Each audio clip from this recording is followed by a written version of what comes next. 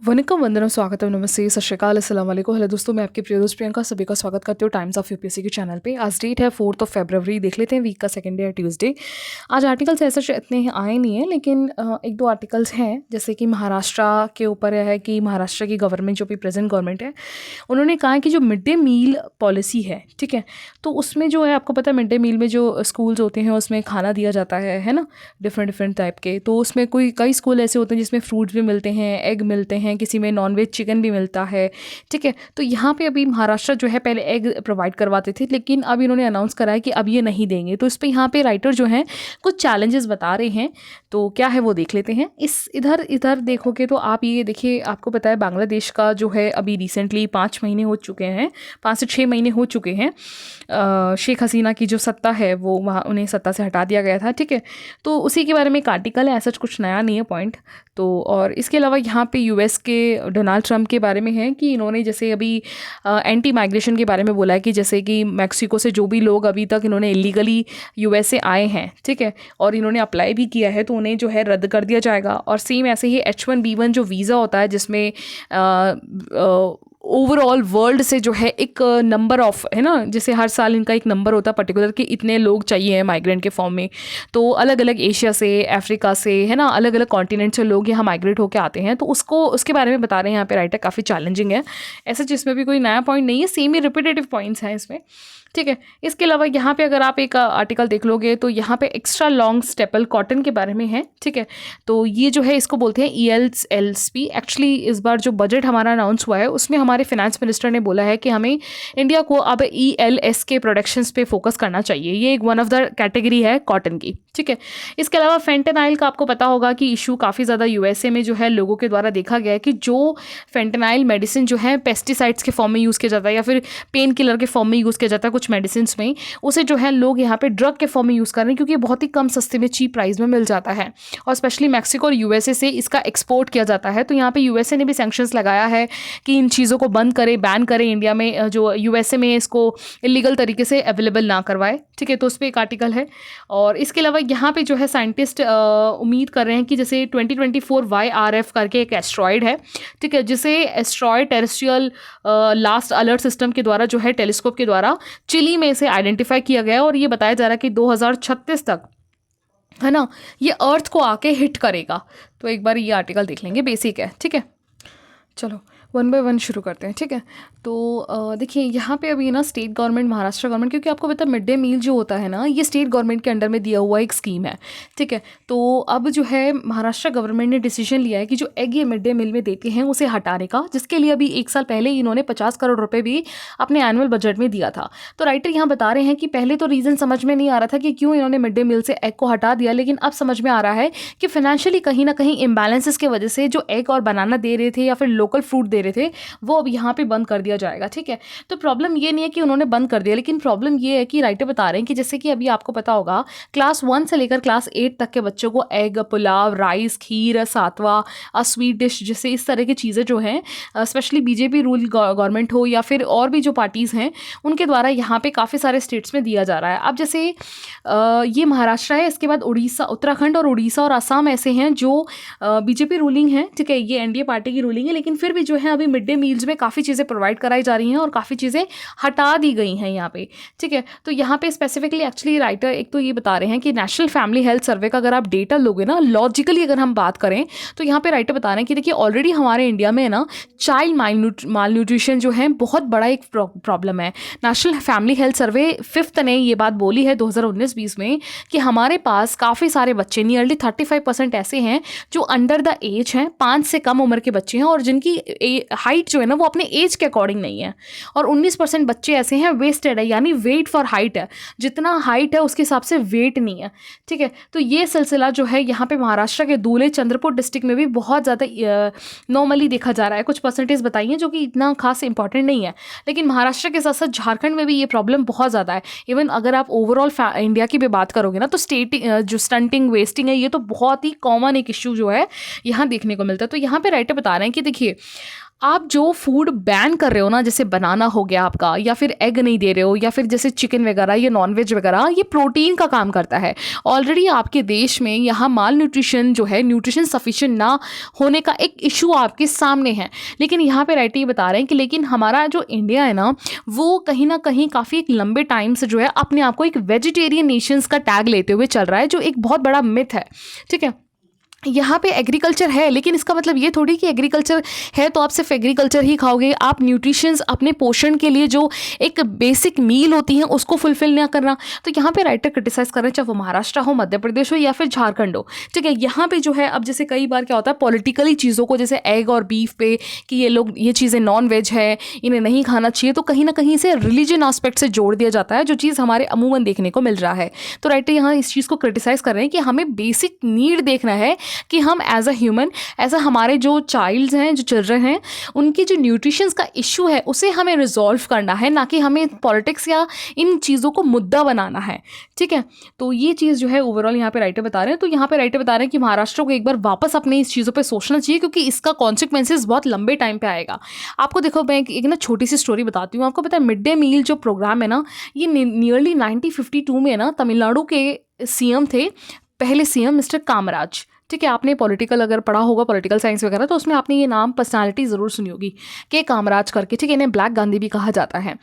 तो यहाँ पे ना इन्होंने एक्चुअली क्या हुआ था कि ये जब सीएम बने थे ना तमिलनाडु के, तो एक बार ये ना वो उस पर विजिट पे थे ये। ठीक है, तो जब विजिट पे जाते हुए टाइम इन्हें सड़क पे देखा कि एक लड़का जो है, जो बकरियाँ होती हैं ना, उन्हें चरा रहा था। तो उनसे पूछा कि आप स्कूल नहीं गए? तो उन्होंने बोला कि स्कूल जाके मैं क्या करूँगा। तो उन्होंने कहा कि अगर मैं स्कूल जाऊँगा तो फिर ये बकरा कौन चराएगा, और बकरा चराऊँगा तो मुझे कुछ पैसे मिलेंगे, खाने के लिए कुछ काम हो जाएगा मेरे पास। तो वहाँ पे कामराजन, मिस्टर कामराजन ने बोला कि अगर तुम्हें खाना मिलेगा स्कूल में तो तुम स्कूल जाओगे? कह रहे हाँ, अगर वहाँ पे खाना मिल जाएगा तो फिर मेरे को ये काम करने की क्या ज़रूरत है, फिर तो मैं और अच्छे से पढ़ूंगा। तो वहाँ से ये आइडिया ना क्लिक हुआ मिस्टर कामराजन को। ठीक है, तो उन्होंने क्या किया, तमिलनाडु में ना तब से 1952 के बाद से जितने भी स्कूल्स हैं गवर्नमेंट के, ठीक है, उन सब में जो है मिड डे मील का एक पॉलिसी जो है अनाउंस कर दिया कि अब से जो है दिन में एक टाइम खाना दिया जाएगा। उसी के बाद से फिर धीरे धीरे 1980s के आसपास जब जो एमजीआर हैं, आपको पता होगा, जिनके बेसिस पे मूवी भी बनी थी अभी, है ना, जयललिता मैम और एमजीआर, है ना, जो AIADMK पार्टी है। ठीक है, जिसपे कंगना रनावत ने भी रोल प्ले किया है एज अ जयललिता मैम का। ठीक है, बायोपिक। तो वो जो उसमें एमजीआर जो मेन लीड रोल है, ठीक है, उन्होंने इस पॉलिसी को और एक्सटेंड किया, उसमें जो एग ऐड करना, ठीक है, और दालें ऐड करना, पल्सेस वगैरह, मतलब काफ़ी अच्छा खासा जो है एक्सटेंड करते गए नेक्स्ट गवर्नमेंट। और अगर हमें प्रेजेंटली भी तमिलनाडु के गवर्नमेंट स्कूल्स की अगर बात बताऊँ ना, तो यहाँ पे डेली जो है मिड डे मील मिलता है। ठीक है, और यहाँ पे एग भी जो है दिया जाता है। एग हो गया, फ्रूट्स हो गए, दाल, डिफरेंट अलग अलग पल्सेस हो गए, लोकल के जो फ्रूट्स होते हैं, वो सारी चीज़ें मिलती हैं। इवन मैं अगर अपना एक्सपीरियंस बताऊँ तो मेरी जो प्राइमरी एजुकेशन है ना, वो तमिलनाडु में ही हुई है। ठीक है, तो मैंने खुद अपने टाइम पे जो है प्राइमरी स्कूल्स में मैंने मिड डे मील का वो यूज़ लिया है। मतलब ऐसा होता है कि आपको बर्तन, उस समय तो ऐसा था कि प्लेट हम घर से लेके जाते थे, या कई बार ऐसा होता है स्कूल से मिल जाता था कि तो स्कूल में आपको लेके जाना है और खाना आपको नहीं लेके आना घर से, स्कूल में ही मिलता था। लेकिन अगर आपको कुछ और घर से लेके आना तो लेके जा सकते थे। ठीक है, तो तब से मैं बता रही हूँ ये चीज़ें। तो बहुत ही अब तो तमिलनाडु के स्टेट गवर्नमेंट के द्वारा मिड डे मील पे काफ़ी बहुत ही अच्छे बेहतरीन तरीके से एक इस चीज़ को सक्सेस पहुँचा गया, और इसी वजह से वहाँ पर जो लिटरेसी रेट है बच्चों की, वो भी बहुत हाई हुई है।